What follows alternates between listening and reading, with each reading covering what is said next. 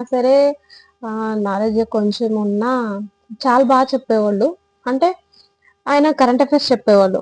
Current affairs నుంచి మనకి కొంచెం కొంచెం నాలెడ్జ్ వచ్చేస్తదనమాట. ఎలా అంటే కరెంట్ అఫైర్ నుంచి ప్రతి సబ్జెక్ట్‌కెళ్ళేవాళ్ళు. ఎలా అంటే కరెంట్ అఫైర్స్ నుంచి పాలిటీకెళ్ళేవాళ్ళు, హిస్టరీకెళ్ళేవాళ్ళు, హిస్టరీ తర్వాత ఇంకా జ జియోగ్రఫీకెళ్ళేవాళ్ళు. ఇట్లా ప్రతి సబ్జెక్ట్ కవర్ చేసేవాళ్ళు. అలా కొంచెం కొంచెం నాలెడ్జ్ నాకు పెరుగుతూ వచ్చింది. ఆ తర్వాత ఇంకా నేను దీనికి ప్రిపేర్ అయ్యానన్నమాట. అలా కానిస్టేబుల్‌కి ప్రిపేర్ అయ్యాను నేను. ఓపెన్ ఇంటర్ బేస్ మీదే. అందరూ అనుకుంటారు మనం 10థ్ ఏం చేయగలం మనం. అలా ఏం లేదండి. కష్టపడితే రానిదంటూ ఏమి ఉండదు.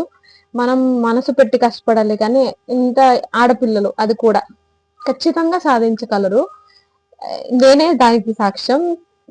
నాకు ఇద్దరు పాపలు కదా! సిజేరియన్స్ అని చెప్పాను కదా! ఈవెంట్ చేసేటప్పుడు కూడా చాలా మాకు సార్ సపోర్టివ్‌గా ఉండేవాళ్ళు. ఆయనకి ఇష్టం అన్నమాట.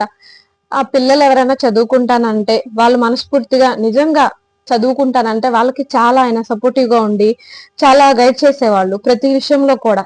ప్రతి సబ్జెక్ట్ కూడా మంచి ఫ్యాకల్టీలతో చెప్పించేవాళ్ళు. అది కూడా మాకు అర్థమయ్యేటట్టు. అర్థం కాలేదంటే మళ్ళీ చెప్తారు. దాంట్లో సందేహం ఏం లేదు. చాలా బావుంటుంది. ఆ తర్వాత నేను ఆయన గైడ్‌తోనే నేను 2020లో కానిస్టేబుల్‌గా సెలెక్ట్ అయ్యాను. రీసెంట్‌గా నేను ఎస్సై కూడా రాసాను. బట్ నాకు రాలేదు. కొన్ని మార్క్స్‌లో పోయింది. బట్ ఒకటండి మీరు ఇంటర్ బేస్ మీద ఓపెన్ ఇంటర్ అయినా, ఓపెన్ 10థ్ అయినా ఏదైనా సరే కాంపిటేటివ్ ఎగ్జామ్స్ ప్రిపేర్ అవ్వచ్చు. ఇలా నాలా ప్రిపేర్ అయ్యి రాయొచ్చు. రాసి జాబ్ తీసుకోవచ్చు మంచిగా. మాది చాలా పూర్ ఫ్యామిలీ. అలాంటి పరిస్థితుల్లో కూడా నేను చదువుకోగలిగాను. అండ్ 10థ్ బేస్ మీద చదువుకోగలిగాను. ఓపెన్ ఇంటర్ కట్టాను.